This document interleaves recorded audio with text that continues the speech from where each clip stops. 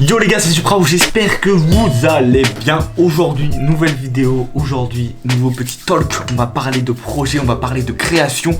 Aujourd'hui, je vous présente, attention, cette merveille. Voilà, je vous présente ça aujourd'hui. On va parler de tout sur cette balle, de tout sur ce projet. Il y aura 4 étapes, le procédé de création, le samplage, le produit en question et le drop. On va parler de tout ça dans cette vidéo, ça va être très cool. C'est parti, générique, let's go.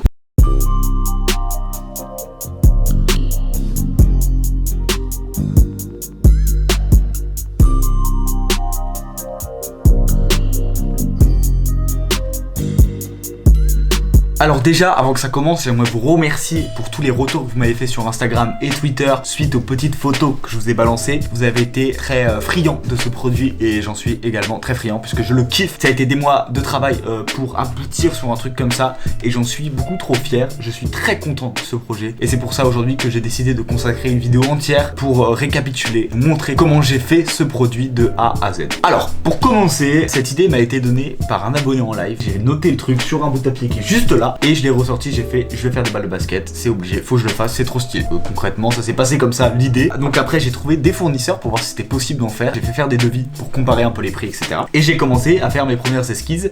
Et pour tout commencer et avoir la première base, je me suis dit, est-ce qu'un univers aussi coloré, aussi développé, marcherait sur une balle? Donc j'ai pris le visuel de mon tapis qui est en rond et je l'ai mis sur une balle, sur un mock-up et ça rendait plutôt bien. Le souci, c'est que c'était juste un mock-up et donc ça rendait comme ça exactement. Et c'était pas assez réaliste. Donc j'ai vu avec l'entreprise, elle m'a dit qu'il fallait travailler partie par partie parce qu'en fait il y a 8 parties sur une balle de basket et qu'il fallait les designer indépendamment. Donc c'est ce que j'ai appris après et donc j'ai adapté ce visuel sur les 8 parties et donc j'ai eu mon premier test qui faisait du coup la moitié de la balle et pour pas me compliquer la vie, en fait je l'ai juste fait en miroir de l'autre côté pour voir ce que ça donnerait. En fait c'était juste pour me donner une idée de ce que ça pouvait donner.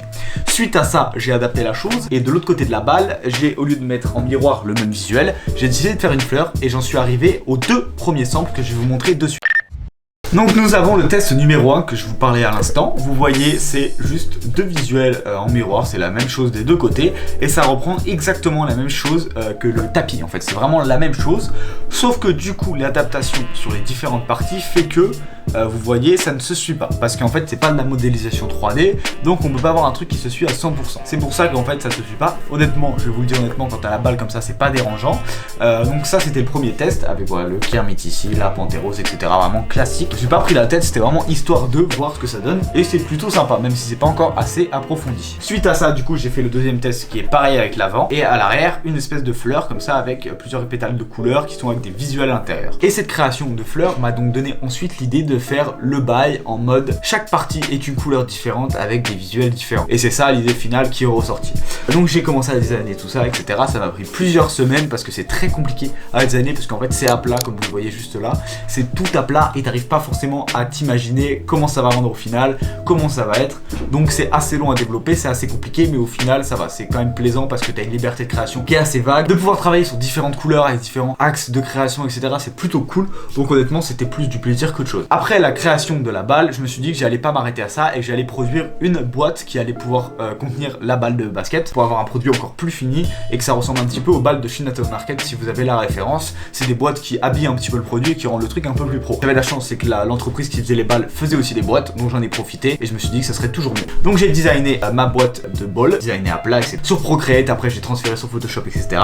Et on en est arrivé à la boîte finale que vous avez vue en photo que je vais vous présenter juste après. Pareil, pour la boîte je voulais un truc assez simple parce que la balle était déjà maxi composée, donc je voulais pas un truc avec plein d'explosions et tout, enfin t'as capté, je voulais un truc assez simple et au final ça rend super bien, le mix des deux est parfait. Donc après j'ai fait sampler tout ça, c'est à dire que j'ai fait faire des tests à l'entreprise pour faire tester tout ça. Ils m'ont envoyé des photos, ils m'ont pas envoyé directement les produits, ils m'ont envoyé juste des photos, je vois comment ça donne, les couleurs, etc., la boîte, etc., avant de lancer les vraies productions. C'est comme ça que j'ai choisi si je voulais que mes balles aient les lignes noires ou les lignes blanches, les lignes des contours, et au final j'ai choisi noir parce que je trouve que ça allait mieux avec la compo qui avait elle des contours noirs, même si le blanc est très très cool aussi. Donc j'ai fait lancer la production. Je vais donc maintenant vous présenter les produits en détail pour que vous voyez vraiment tous les petits détails subtils apportés à ce produit. Donc voici le produit final dans sa boîte, comme ceci.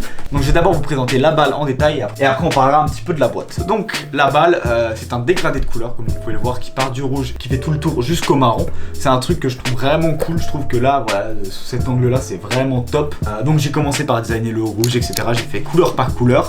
Donc le rouge, on a principalement des écritures sur le côté avec le petit nounours de Garfield juste là qui va en fait se suivre avec la couleur orange. L'explosion qu'on peut retrouver sur pas mal de mes créations. Et après on a donc la couleur orange qui elle est composée des smileys qu'on peut retrouver sur le dernier t-shirt que j'ai droppé, qui se jette étrangement son petit doudou qui est juste au-dessus. Donc voilà, c'est la petite référence. Ici le logo Suprao qui lui est renfoncé dans le cuir avec les 3 étoiles, t'as capté. Donc des petites nuances de jaune, des petits éléments jaunes. Voilà, j'ai pas forcément trop de trucs à développer là-dessus. Je voulais pas qu'il y ait des cartoons sur toute la balle. Donc voilà, ici c'est plutôt cool, c'est plutôt sobre. Là on rentre avec du lourd avec le Kermit qu'on peut retrouver en pins et qu'on retrouve également sur le tapis avec le smiley. Et ici l'alien Toy Story, vous connaissez sûrement, qui est très chambé, voilà, qui passe très bien, que vous allez retrouver sur le prochain set de deck que je vais drop. Là on passe directement à la couleur bleue avec le sphère, une typographie très intéressante à designer que j'ai bien kiffé à faire avec les petites planètes sur le teco. Voilà, ça suit la ligne directrice. Là on peut suivre ces petites fleurs sorties de la Pokéball qui est juste là, elles sortent comme ça, elles s'envolent direction le bout de la balle finalement. C'est les fleurs qu'on peut retrouver également sur le dernier t-shirt que j'ai droppé. Pour le rose, on a bien sûr la panthère rose, hein, vous la voyez partout, je la kiffe trop, elle est trop bien cette panthère, donc je la mets partout, je la kiffe vraiment trop. Avec le petit Suprao ici, le porte-clés, et là on a un petit texte repris de ma création avec Gomez, Shoot for the Stars, avec une typographie un petit peu dans le style du merch de Kanye West avec Kid Cudi sorti il y a 2 ans je crois. Et pour finir, la couleur marron, toujours Kanye West avec son petit ours qui est juste là, pardon, excusez-moi. Le Baby Milo qui porte la jaquette triple sphère de la collection numéro 2. Ici Nike's on My Feet, c'est la petite référence à Mac Miller. Et là nous avons un petit personnage de Kesserine que je voulais mettre en avant parce que j'adore cet artiste, donc voilà, je me suis dit qu'une petite référence, ça faisait toujours plaisir. Donc voilà la balle, c'est des tailles 7 pouces, la qualité est vraiment bonne, j'en suis très content. Maintenant on va passer à la review de la boîte.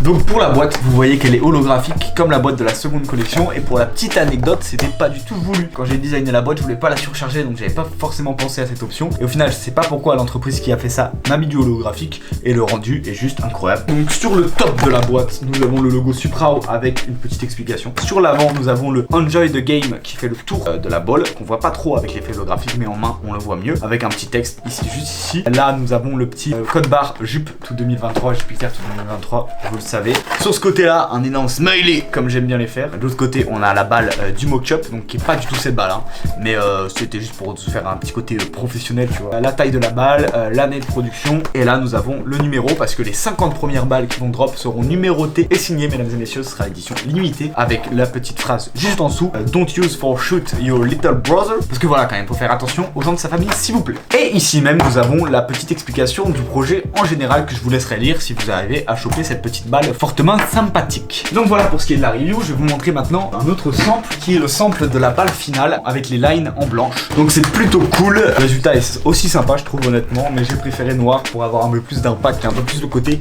basketball. Et voilà, je pense qu'on a fait un petit peu le tour de toute la balle, de tous les détails. Donc maintenant on va parler un petit peu du drop et de où ça va sortir, à quel prix, etc., etc.